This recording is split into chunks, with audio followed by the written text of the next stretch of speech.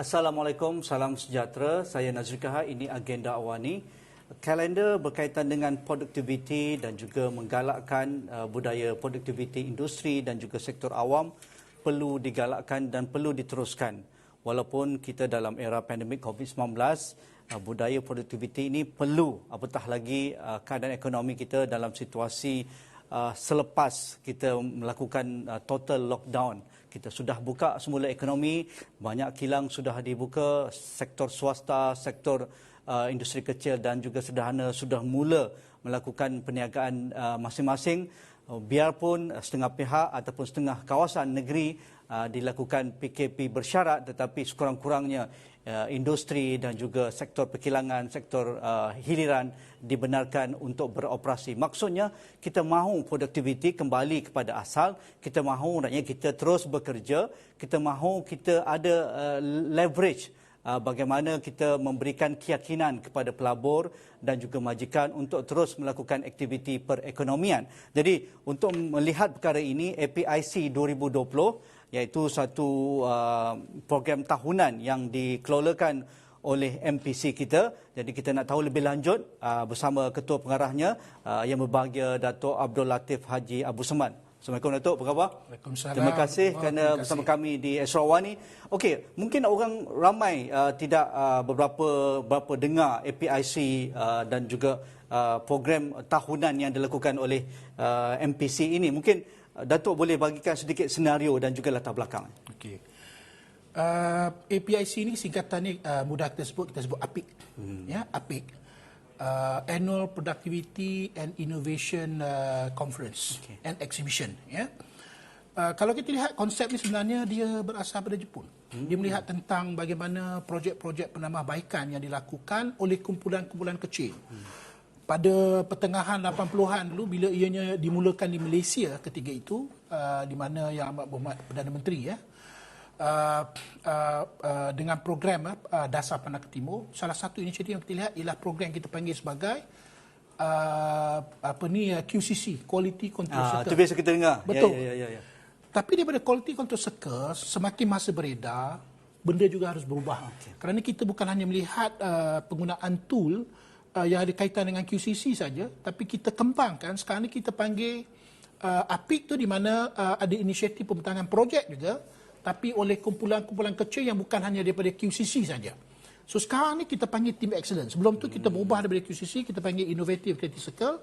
Sekarang ni Team Excellence. Team Excellence bermaksud kumpulan-kumpulan yang melakukan projek. Tak kira lah projek pasal Six Sigma ke, projek pasal QCC, projek pasal problem solving ke, anything got to do dengan grup punya inisiatif, dan mereka akan membentangkan projek tu dalam konferens tahunan yang kita anjurkan.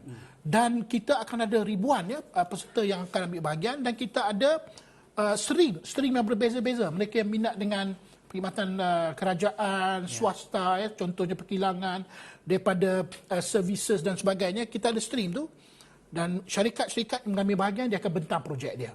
Jadi kita anggap ini sebagai inisiatif yang membawa kepada peningkatan produktiviti, kerana projek yang dibentangkan itu sama ada mengurangkan kos, mengelak pembaziran, keluar produk baru, pendekatan baru dalam melaksanakan kerja, tapi semua ni membawa kepada penambahbaikan yang boleh menyumbang kepada peningkatan produktiviti. Okey, kalau kita nak melihat keberkesanan dan juga manfaat apabila kita melakukan RPCC ini, apa yang boleh Datuk terjemahkan ataupun Datuk boleh jelaskan? Kerana mungkin ramai beranggapan ini satu perkara yang sudah sedia maklum, mungkin menjadi satu budaya kerja yang rutin, sudah sampai menjadi rutin. Tetapi kenapa perlu ada perjumpaan tahunan ini untuk memastikan ia akan memberi manfaat dan kesan langsung kepada produktiviti?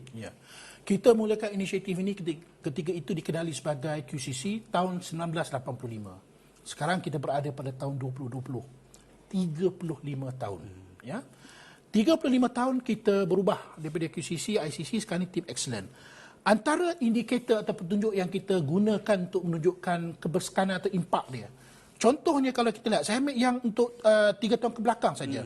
Daripada inisiatif ni 2017, semua projek yang dibentangkan itu berjaya menjimatkan sebanyak 700 juta ringgit. Bayangkan.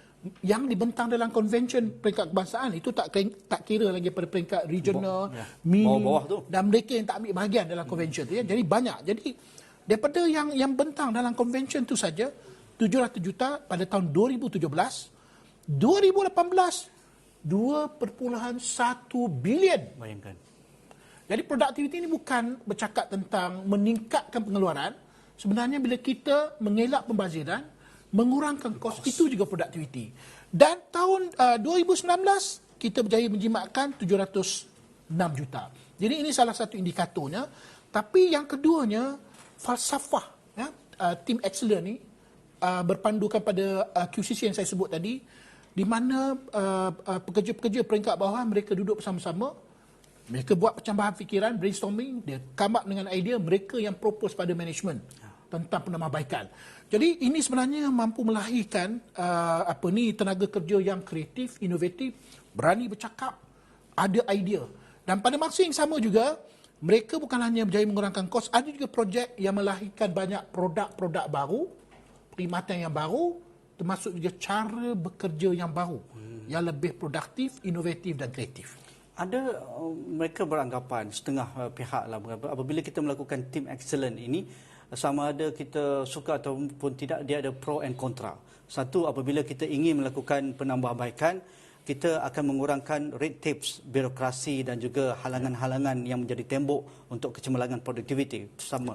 Yang kedua, kita perlu ada pelaburan. Pelaburan ini kalau dalam keadaan sekarang, pastinya Datuk bersetuju ataupun tidak, dahulunya kita lebih banyak kepada skill, kemahiran manusia ditingkatkan dengan kursus dan sebagainya. Tetapi sekarang dengan pelaburan kepada otomasi, robotik, IoT dan sebagainya. Bagaimana kita perlu harmonikan perkara ini? Baik. Mungkin saya boleh kait sikit ya dengan Blueprint Productivity Malaysia yang dilancarkan oleh Yang Berhormat Perdana Menteri pada 2017. Dia ada 5 trust. Trust yang pertama cakap tentang future workforce. Kita nak bekerja macam mana Malaysia ni masa akan datang. Jadi sudah tentu kita nak yang ada kemahiran, yang inovatif, kreatif. ICC ni salah satu platform ataupun Team Excellent ni. Kita bawa semua ya. Kumpulan-kumpulan ni mereka akan buat pencapaian fikiran di Present Project. Malah kita ada sesi yang kita sebut sebagai perkongsian amalan terbaik.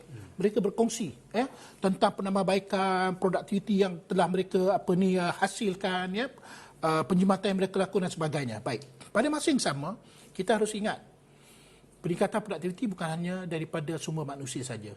Teknologi penting. Betul macam Cik Nazri sebut, kita suka tidak suka, kita tidak ada pilihan.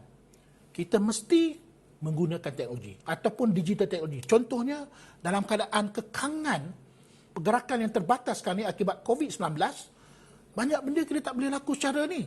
Contoh kalau macam MPC dulu kita buat khusus dengan peserta dalam bilik, sekarang tidak. Online. Dan dia punya outreach lebih banyak. Dalam masa lebih singkat lebih banyak. Lebih tinggi produktiviti. Betul. Sama juga macam APIC 2020 ni. Dulu dia orang buat pentangan projek dalam conference. Besar. Ya, 2,000 datang. Sekarang, kita buat online. Online ni tak semesti orang yang berada kat situ saja boleh melihat projek tu. Tapi tak kira di mana-mana. Encik Nazri kalau berada kat UK pun, kalau ada link, dia boleh tengok. Jadi dia punya reach out tu lebih. Jadi sudah tentunya kita harus melihat cara kerja yang kita lakukan tu, kita harus semak dan kita menambah baik. Tapi pada masa yang sama juga menggunakan teknologi bagi meningkatkan prestasi. Bagi Datuk, untuk APIC 2020 ini, apa yang boleh dijangkakan dan akan memberikan kesan jangka masa pendek, sederhana dan juga jangka masa panjang? Sekurang-kurangnya, ia akan menjadi satu tanda aras penyumbangan tertinggi kepada KDNK negara. Okey. Saya melihat pertamanya, kalau jangka masa pendek, sudah tentu setiap projek dibentangkan tu, kita tengok impak daripada projek tu, ialah pengurangan pembaziran, penghajilan produk baru. Tapi jangka masa panjang, kita bercakap tentang melahirkan tenaga kerja yang kreatif, inovatif. Kenapa Korea hari ini, dari segi dia punya global innovation index, di antara negara terbaik? Sebab kerana kreativiti rakyatnya. Mereka ukur. Jadi sudah tentu nak jadikan rakyat kreatif, mesti ada proses dia. Of course, kita punya sistem pendidikan, ya, kita ada juga macam-macam inisiatif yang dilakukan. Ada kementerian, ada agensi yang mempelopori ya, inisiatif inovasi sebagainya. Tapi dalam konteks NBC ni, kita melibatkan ratusan projek-projek yang dibentangkan oleh kumpulan-kumpulan yang terdiri daripada mereka yang shop floor. Ya, ada juga yang manager, ada juga yang engineer, berbagai-bagai, dan kita minta mereka ni bentang dan dikongsi oleh yang lain. Sudah tentu jangka masa yang panjang kita nak tanam budaya berfikir, budaya kreatif, budaya sentiasa mencabar status quo yang sedia ada. Bagaimana kita boleh memperbaiki lagi keadaan yang dah cukup baik. Sebab kualiti ni dia moving target. Ya, jadi sentiasa kita memikirkan bagaimana untuk menambah baik. Jadi saya lihat jangka masa panjang, kalau kita nak jadi negara maju, bukan hanya mencapai status tu, tapi kita nak kena sustain, maintain. Mana perlu ada kesinambungan. Dan inilah platform yang menggalakkan, di samping didokong oleh inisiatif-inisiatif lain yang dijalankan oleh pihak kerajaan.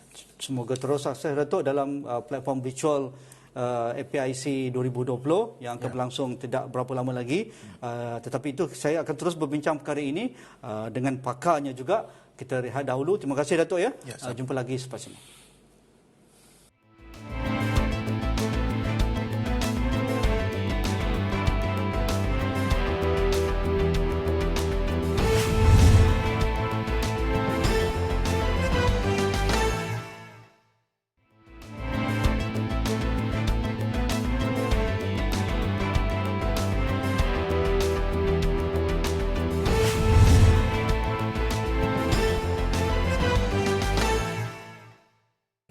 Kembali bersama saya Nazrin Kahar dalam agenda awal ini. Kita masih membicarakan bagaimana budaya produktiviti mampu menjimatkan kos dan juga meningkatkan pendapatan syarikat dan juga agensi. Saya terus bersama dengan Puan Shaliza Syari, Pengarah Bahagian Pembangunan Kecemerlangan Organisasi MPC, Malaysia Productivity Corporation. Okey, mungkin Puan Shaliza, untuk memastikan kesan berganda APIC 2020 dengan penyematan yang begitu ketara itu, jadi apakah kataupun kedudukan Malaysia pada tahun ini dan juga bagaimana kita melihat pencapaian kita sebelum ini dan bergerak ke hadapan? Okey, terima kasih Cik Nazri. Berkaitan dengan kedudukan Malaysia, terutama dalam aspek produktiviti, kita berada di tangga ke-12. Right? Berbanding pada tempat ke-15 pada tahun sebelumnya. Namun kalau diceritakan dari segi menjadikan Malaysia sebagai sebuah negara yang berpendapatan tinggi, berproduktif tinggi, mestilah antara salah satu aktiviti yang kita laksanakan adalah EPIC ni lah. Yang mana EPIC ni mengenengahkan inovasi-inovasi yang dilaksanakan oleh syarikat-syarikat. Tidak kira di syarikat PKS maupun sehinggalah syarikat besar lah, syarikat berskala besar, MNC dan sebagainya. Okey, untuk memastikan kita terus berada dalam liga yang teratas ni ataupun yang terbaik ini, pastinya kita tidak ada ruang untuk rasa selesa. Kerana kita tahu negara-negara lain pun, terutamanya di kalangan negara ASEAN, misalnya rakan kita di selatan itu Singapura, Vietnam juga sentiasa melihat APIC mereka ataupun produktiviti mereka berada di peringkat yang tertinggi. Kerana ini penting untuk mereka menarik pelaburan baru dan juga mengekalkan syarikat-syarikat MNC berada di negara kita. Jadi kalau kita boleh perincikan perbezaan inisiatif kita berbanding negara-negara ini. Okay. Kalau kita lihat dari segi inisiatif, antaranya bila kita tengok dalam EPIC ni sendiri, pelibatan kita di persada antarabangsa. Dalam EPIC ni, bila dipertandingkan di peringkat kebangsaan, mereka akan pergi ke satu peringkat yang lebih tinggi, kita panggil peringkat antarabangsa di kalangan negara-negara Asia. Antaranya kita bertanding projek inovasi ni, dan kebanyakannya projek inovasi boleh dikatakan 99% memperolehi emas bila dipertandingkan, sebab dia ada ranking, dia ada level, iaitu emas, perak dengan gangsa. Jadi ianya menunjukkan bahawa pencapaian Malaysia itu sendiri dalam bidang inovasi ni sangat tinggi. Kalau kita tengok yang bertanding negara-negara yang bertanding seperti Indonesia, Singapura, even China, Korea, Japan tu sendiri, yang mana antara platform yang kita ada seperti ICQCC ataupun dalam yang lebih detail itu International Convention on Quality Control Circle, Itu biasanya dibuat di Jepun. Kemudian kalau kita tengok di peringkat Asia Pacific Quality Organisation, yang mana kalau kita tengok projek-projek ini juga setaraf dengan projek-projek yang dilaksanakan ataupun inisiatif-inisiatif yang dilaksanakan di negara-negara lain.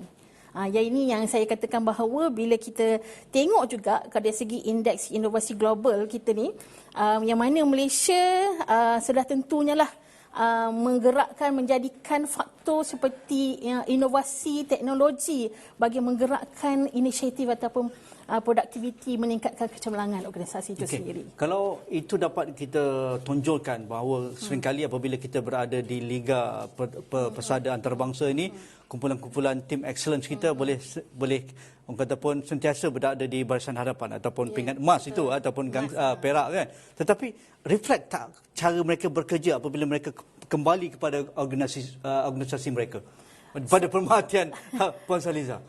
Itu dua konotasi berbeza tu. Soalan tu selalu ditanya oleh terutama majikan lah.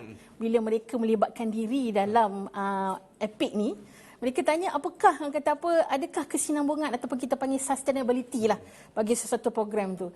Jadi dalam EPIC ni kita ada kolaborasi, banyak kolaborasi kita jalankan dengan majikan-majikan. Tidak kurangnya dari segi kita punya bengkel, kita punya taklimat dan sebagainya. Berterusan Dan berterusan. Benda ni berterusan setiap tahun. Dan kita tidak kurangnya penyertaan yang kita terima tu sangat banyak. Sangat banyak. Dan even hingga pada yang kita akan datang ni 17 hari bulan ni, kita akan bertanding lebih kurang, kita ada lebih kurang 200 lebih kumpulan dan juga majikan juga menunjukkan kata komitmen yang mana yang saya rasa saya suka highlight bahawa ada satu inisiatif dalam EPIC ni, kita panggil EPIC Channel yang mana dalam ni banyak projek inovasi yang kita muat turun dalam EPIC Channel dan YouTube. Dan kita ada lebih kurang 65,000 views sekarang ni. Setakat ini. Dan juga ada satu lagi, ianya juga ditonton oleh negara-negara luar seperti Brazil, Russia, dan baru tadi saya dapat berita bahawa ada daripada negara United States juga menonton kita punya inovasi yang menunjukkan macam majikan juga berminat dengan aktiviti-aktiviti ataupun elemen yang kita ketengahkan dalam EPIC ni. Okey. Bergerak ke hadapan apabila kita ingin melihat EPIC ini menjadi satu kata pun platform yang ditunggu-tunggu oleh kumpulan kecemerlangan ini, tim excellence saban tahun, dan mereka akan pulang dengan idea-idea baru yang bernas, yang mampu melonjakkan produktiviti syarikat dan juga organisasi mereka. Tetapi apakah cabaran untuk uruskan lebih ramai pemain-pemain taruh dalam pelbagai industri, Puan Saliza? Ya, betul. Mesti setiap aktiviti itu perlu ada cabaran ataupun mereka akan terlibat dengan berbagai rintangan lah. Bila kita berkumpul satu kumpulan untuk melaksanakan inovasi baru, mestilah antara cabarannya dari segi masa. Dalam keadaan situasi pandemik ni memanglah masa merupakan satu faktor yang sangat penting. Ditambah pula dengan sumber yang terhad, ditambah pula dengan ahli-ahli yang mungkin berada di mana-mana, virtual dan sebagainya, work from home dan sebagainya. Yang itu menjadi satu kekangan ataupun limitasi kumpulan lah. Tapi walau macam mana pun MPC berperanan untuk terus memberi sokongan, semangat, memberi idea, memberi jalan, memberi platform untuk mereka terus berkecimpung dalam aktiviti-aktiviti inovasi. Untuk memastikan kelestarian, sustainability. Program-program sebegini, apatah lagi dalam era pandemik COVID-19, pastinya ada juga syarikat akan memotong bajet-bajet kepada hal produktiviti dan juga kecemerlangan ini. Adakah feedback yang MPC dapat dan bagaimana saranan MPC kepada majikan untuk mereka terus jangan ubah tim excellent ni akan membantu anda keluar daripada pandemik ini misalnya? Apabila kami nak mulakan inisiatif EPIC secara virtual, sebab sebelum ni kita laksanakan secara fizikal. Sudah tentu antara faktornya, adakah mereka ni bersedia? Mereka beritahulah, mereka beri maklum balas, adakah mereka ni boleh terus berkecimpung dalam aktiviti ini. Dan bagi pihak MPC, kita sentiasa memberi jalan lah. Kita katakan bahawa penglibatan tu sangat penting sebab kita bukan sahaja melihat dalam jangka pendek, tapi kita juga melihat dalam jangka panjang. Jadi bila kita kata membentuk, orang kata waktu inilah kita nak membentuk, mendidik, memberi pengetahuan kepada kita punya pekerja. Bukan saja kita nak orang kata projek itu sendiri, tapi sebenarnya memberi pengetahuan yang berterusan walaupun dalam keadaan situasi yang mencabar pada hari ini. Okey, banyak sekali manfaat dan juga informasi yang kita dapat kongsikan bersama Dato' Abdul Latif Busman, Ketua Pengarah MPC, dan juga Puan Saliza Sahari, Pengarah Bahagian Pembangunan Kecemerlangan MPC. Semoga sukses APIC 2020 Puan Saliza, 17 hingga 19 November. Jadi mereka yang berdaftar, semoga maju jaya, dapatlah idea-idea baru dapat dikongsikan dengan rakan-rakan yang lain dan juga majikan anda. Bagi yang mungkin berkesempatan boleh terus berdaftar dengan MPC juga. Masih boleh. Masih dibuka. Masih dibuka. Itu saja APIC 2020. Sekian. Assalamualaikum. InsyaAllah kita jumpa lagi.